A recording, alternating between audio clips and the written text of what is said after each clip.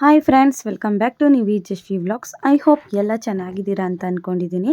ನಾನು ಕೂಡ ತುಂಬ ಚೆನ್ನಾಗಿದ್ದೀನಿ. ಆ್ಯಂಡ್ ಫ್ರೆಂಡ್ಸ್, ಯಾರೆಲ್ಲ ನನ್ನ ಒಂದು ಚಾನಲ್ನ ಸಬ್ಸ್ಕ್ರೈಬ್ ಮಾಡದೆ ನೋಡ್ತಾ ಇದ್ದೀರಾ, ಪ್ಲೀಸ್ ಸಬ್ಸ್ಕ್ರೈಬ್ ಮಾಡಿ. ಹಾಗೆ ಪಕ್ಕದಲ್ಲಿರುವಂತಹ ಬೆಲ್ ಬಟನ್ನ ಕ್ಲಿಕ್ ಮಾಡಿದ್ರೆ ನಾನು ಹಾಕುವಂತಹ ವೀಡಿಯೋಸ್ದು ನೋಟಿಫಿಕೇಷನ್ಸ್ ನಿಮಗೆ ಬರುತ್ತೆ. ಆವಾಗ ಈಸಿಯಾಗಿ ನೀವು ನನ್ನ ವೀಡಿಯೋಸ್ನ ನೋಡ್ಬೋದು. ಆ್ಯಂಡ್ ಫ್ರೆಂಡ್ಸ್, ಇವತ್ತಿನ ವ್ಲಾಗಲ್ಲಿ ನಾವು ಯಾವ ರೀತಿ ಮನೆಯಲ್ಲಿ ತುಂಬ ಈಸಿಯಾಗಿ ಪುಳಿಯೋಗರೆ ಗೊಜ್ಜನ್ನ ಮಾಡ್ಕೊಳ್ಳೋದು ಅಂತ ತೋರಿಸ್ತೀನಿ. ಸೊ ಈ ಗೊಜ್ಜನ್ನ ನೀವು ಒನ್ಸ್ ಮಾಡಿದ್ರೆ ಆಲ್ಮೋಸ್ಟ್ ಒಂದು 15 ಡೇಸ್ ತನಕನೂ ಪ್ರಿಸರ್ವ್ ಮಾಡ್ಬೋದು. ಅಷ್ಟು ಚೆನ್ನಾಗಿರುತ್ತೆ ಆ್ಯಂಡ್ ಟೇಸ್ಟ್ ಕೂಡ ತುಂಬ ಅಂದರೆ ತುಂಬ ಚೆನ್ನಾಗಿರುತ್ತೆ. ಸೊ ಬನ್ನಿ ಈಗ ಯಾವ ರೀತಿ ಮಾಡೋದು ಅಂತ ನೋಡೋಣ. ಇಲ್ಲಿ ನಾನು ಸ್ಟವ್ ಮೇಲೆ ಒಂದು ಪಾತ್ರೆ ಇಟ್ಕೊಂಡಿದ್ದೀನಿ. ಅದಕ್ಕೆ ಸ್ವಲ್ಪ ಆಯಿಲ್ ಹಾಕಿ ಅದನ್ನು ಬಿಸಿ ಮಾಡ್ಕೊಂಡಿದ್ದೀನಿ. ಫಸ್ಟು ಇಲ್ಲಿ ನಾನು ಕಡಲೆಬೇಳೆನ ಸ್ವಲ್ಪ ಫ್ರೈ ಮಾಡ್ಕೊತಾ ಇದ್ದೀನಿ.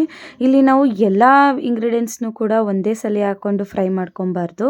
ಏಕೆ ಅಂತ ಹೇಳಿದ್ರೆ ಅದು ಸ್ವಲ್ಪ ಬೇಯುತ್ತೆ ಅಥವಾ ಇನ್ನೊಂದು ಸ್ವಲ್ಪ ಬೇಯಲ್ಲ, ಹಂಗಾಗ್ಬಿಡುತ್ತೆ. ಹಾಗಾಗಿ ಇಲ್ಲಿ ನಾವು ಒಂದೊಂದನ್ನೇ ಹಾಕಿ ಅದನ್ನು ನಾವು ನೀಟಾಗಿ ಫ್ರೈ ಮಾಡ್ಕೊಬೇಕಾಗುತ್ತೆ. ಅವಾಗ ಮಾತ್ರ ಅಂದರೆ ತುಂಬ ಚೆನ್ನಾಗಿರುತ್ತೆ. ಇದು ನನಗೆ ನಮ್ಮ ಅಮ್ಮ ಹೇಳ್ಕೊಟ್ಟಿದ್ದು ರೆಸಿಪಿ. ನನಗಂತೂ ಪರ್ಸ್ನಲಿ ಪುಳಿಯೋಗರೆ ಕಂಡ್ರೆ ತುಂಬ ಇಷ್ಟ. ಟೆಂಪಲಲ್ಲಿ ಯಾವ ರೀತಿ ಕೊಡ್ತಾರೋ ಆ ರೀತಿಯೇ ಇದು ಟೇಸ್ಟ್ ಬರುತ್ತೆ. ಸೊ ನೀವು ಒಂದ್ಸಲಿ ಟ್ರೈ ಮಾಡಿ ಅಂತ ಅಂದ್ಬಿಟ್ಟು ನಾನು ಕೂಡ ಶೇರ್ ಮಾಡ್ಕೊತಾ ಇದ್ದೀನಿ. ಈಗ ಕಡಲೆಬೇಳೆನ ನೀಟಾಗಿ ಫ್ರೈ ಮಾಡ್ಕೊಳ್ಳೋಣ. ನಿಮಗೆ ಎಕ್ಸ್ಟ್ರಾ ಬೇಕು ಅಂದರೂ ಕೂಡ ಕ್ಯಾಶ್ಯೂ ಹಾಕ್ಕೊಬೋದು ಅಥವಾ ಬಾದಾಮ್ ಕೂಡ ಹಾಕ್ಕೊಬೋದು. ಟೇಸ್ಟ್ ವೈಸ್ ಅಂತೂ ತುಂಬ ಚೆನ್ನಾಗಿರುತ್ತೆ. ನಾನಿಲ್ಲಿ ಸಿಂಪಲಾಗಿ ಮಾಡಿ ತೋರಿಸ್ತಾ ಇರೋದು, ಬಿಕಾಸ್ ಎಲ್ಲರ ಮನೆಯೂ ಕೂಡ ಆ ತಕ್ಷಣಕ್ಕೆ ಅವೈಲೇಬಲ್ ಇರಲ್ಲ. ಹಾಗಾಗಿ ಇರೋದ್ರಲ್ಲಿ ಯಾವ ರೀತಿ ಮಾಡೋದು ಅಂತ ಕೂಡ ಇಲ್ಲಿ ನಾನು ತೋರಿಸ್ಕೊಡ್ತಾ ಇದ್ದೀನಿ.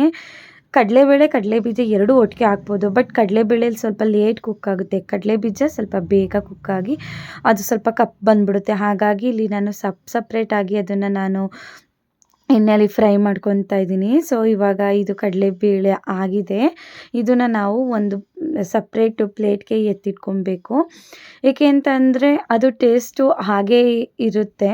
ಇಲ್ಲ ಅಂತ ಅಂದರೆ ನಾವು ಎಣ್ಣೆಲೆ ಬಿಟ್ಟು ಇನ್ನೊಂದು ಮಾಡ್ತೀವಿ ಅಂದರೆ ಕಪ್ಪಾಗ್ಬಿಡುತ್ತೆ. ಹಾಗಾಗಿ ಇದನ್ನು ನಾನು ಎಲ್ಲನೂ ಕೂಡ ಸಪ್ರೇಟಾಗಿ ಎತ್ತಿಟ್ಕೊತಾ ಇದ್ದೀನಿ.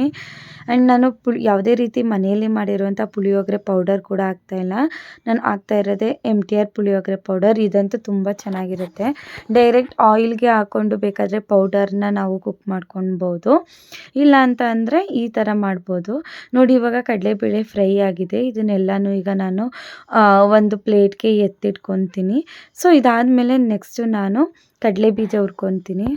ಸೊ ಈಗ ಅದೇ ಆಯಿಲ್ಗೆ ನಾನಿಲ್ಲಿ ಕಡಲೆ ಬೀಜನ ಹಾಕ್ಕೊಂಡು ಇದನ್ನು ಕೂಡ ನಾನು ಡೀಪ್ ಫ್ರೈ ಮಾಡ್ಕೊತಾ ಇದ್ದೀನಿ.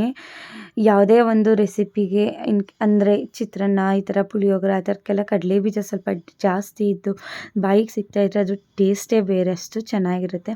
ಹಾಗಾಗಿ ಇಲ್ಲಿ ನಾನು ಸ್ವಲ್ಪ ಜಾಸ್ತಿನೇ ತೊಗೊಂಡಿದ್ದೀನಿ ಕಡಲೆ ಬೀಜನೂ ಕೂಡ. ಅದು ಕೂಡ ನೀಟಾಗಿ ಫ್ರೈ ಮಾಡಿಕೊಂಡು ಎತ್ತಿಟ್ಕೊಂಡಿದ್ದೀನಿ. ನೆಕ್ಸ್ಟ್ ಅದೇ ಪ್ಯಾನ್ಗೆ ನಾನು ಇಲ್ಲಿ ಸ್ವಲ್ಪ ಉದ್ದಿನಬೇಳೆ ಮತ್ತು ಸ್ವಲ್ಪ ಹೆಸರುಬೇಳೆ ಇದನ್ನು ಹಾಕ್ಕೊಂಡು ಕೂಡ ನಾನು ಇದನ್ನು ಕೂಡ ಗೋಲ್ಡನ್ ಫ್ರೈ ಮಾಡ್ಕೊತಾ ಇದ್ದೀನಿ. ಇದು ಕೂಡ ಗೋಲ್ಡನ್ ಫ್ರೈ ಆದಮೇಲೆ ಎತ್ತಿಟ್ಕೊಂಡಿದ್ದೀನಿ. ಸೇಮ್ ಪ್ಯಾನ್ಗೆ ಈಗ ಸ್ವಲ್ಪ ಬೆಳ್ಳುಳ್ಳಿ ಮತ್ತು ಸ್ವಲ್ಪ ಒಣಮೆಣಸಿನ್ಕಾಯಿನ ಹಾಕ್ಕೊಂಡು ಫ್ರೈ ಮಾಡ್ಕೊಂಡಿದ್ದೀನಿ. ನೀವು ಈ ಪೀರಿಯಡಲ್ಲೇ ಬೇಕಾದರೆ ಸ್ವಲ್ಪ ಕ್ಯಾಶ್ಯೂ ಹಾಕ್ಕೊಂಡು ಸ್ವಲ್ಪ ಬಾದಾಮ್ ಮತ್ತು ಸ್ವಲ್ಪ ಕೊಬ್ಬರಿ ತುರಿ ಹಾಕ್ಕೊಂಡ್ರೆ ಟೇಸ್ಟ್ ಮಾತ್ರ ಇನ್ನೂ ಚೆನ್ನಾಗಿರುತ್ತೆ. ನಾನು ಸಿಂಪಲಾಗಿ ಮಾಡ್ತಾ ಇರೋದಲ್ವ, ಹಾಗಾಗಿ ನಾನು ಅದೇನೂ ಹಾಕ್ತಾಯಿಲ್ಲ. ಸೊ ತುಂಬ ಈಸಿಯಾಗಿ ಮಾಡ್ಕೊತಾ ಇದ್ದೀನಿ, ಸಾಕಿಷ್ಟೇ ಅಂತ.